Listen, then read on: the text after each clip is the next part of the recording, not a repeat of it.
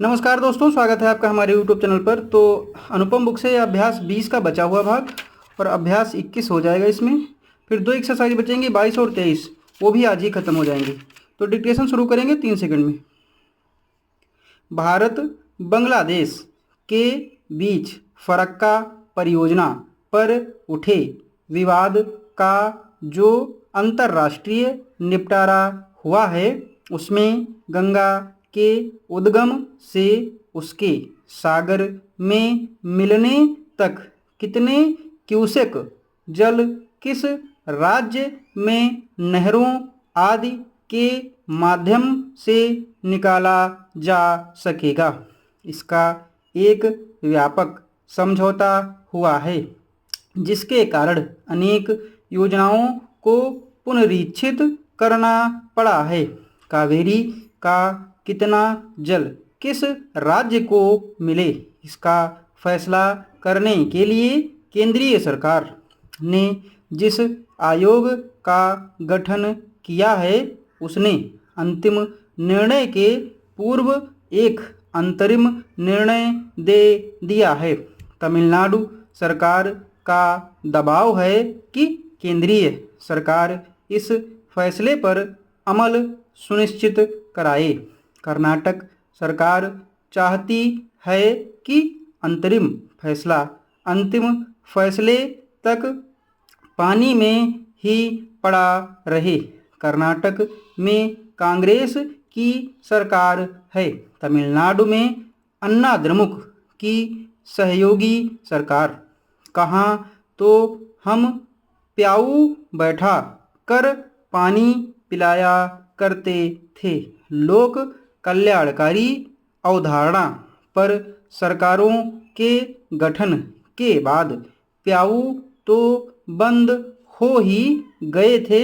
अब सरकारों ने एक दूसरे राज्यों को जलापूर्ति भी बंद करना शुरू कर दिया है, ताकि पड़ोसी राज्य प्यासा मर जाए, उसकी खड़ी फसलें सूख जाएं। माननीय प्रधानमंत्री नरसिम्हा राव को कावेरी जल विवाद की उग्रता को रोकने और अंतर्राज्यीय नदियों के जल उपयोगी के लिए सम्यक नीति निर्धारण करने की दिशा में तत्काल कदम उठाना चाहिए।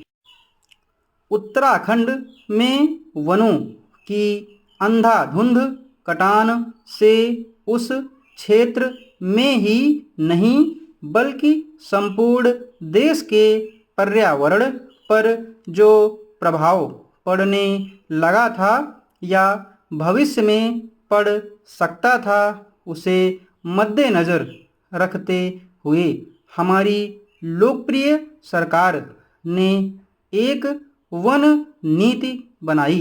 इस नीति के अंतर्गत वृक्ष लगाना सुनिश्चित किया गया था, परंतु उत्तराखंड से जो समाचार मिल रहे हैं, उन समाचारों से ऐसा आभास मिल रहा है कि सरकार द्वारा बनाई गई नीति के तहत 1500 मीटर ऊंचाई वाले क्षेत्रों तक ही चीड़ के वृक्ष लगाना निश्चित किया गया था, मगर अब इससे भी ऊंचे स्थानों जैसे नंदासैड़ में सरकार ने चीड़ के पौधे लगाए हैं, जिसके कारण पहाड़ों पर चलने वाला चिपको आंदोलन नया मोड़ ले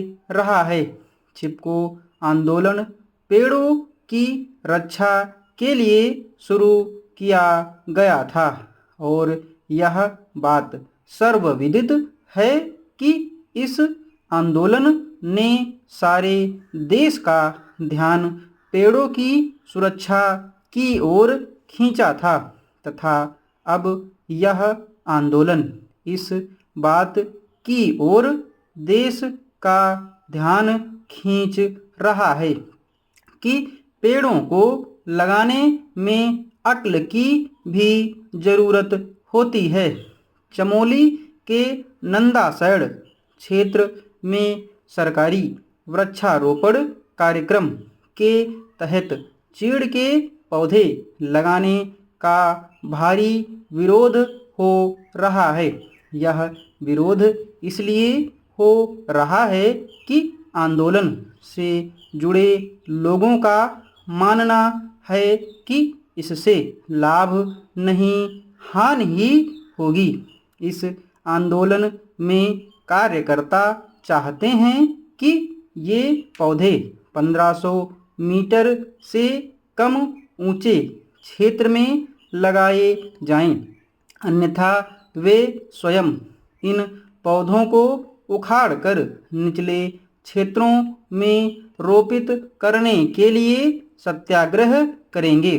कैसी विडंबना है कि जो आंदोलन वृक्षारोपण और पेड़ों की सुरक्षा को तरफदार रहा है, वही आंदोलन आज सरकारी वन नीति के चलते रोपे हुए पौधों को उखाड़ने के मोड़ पर आ गया है।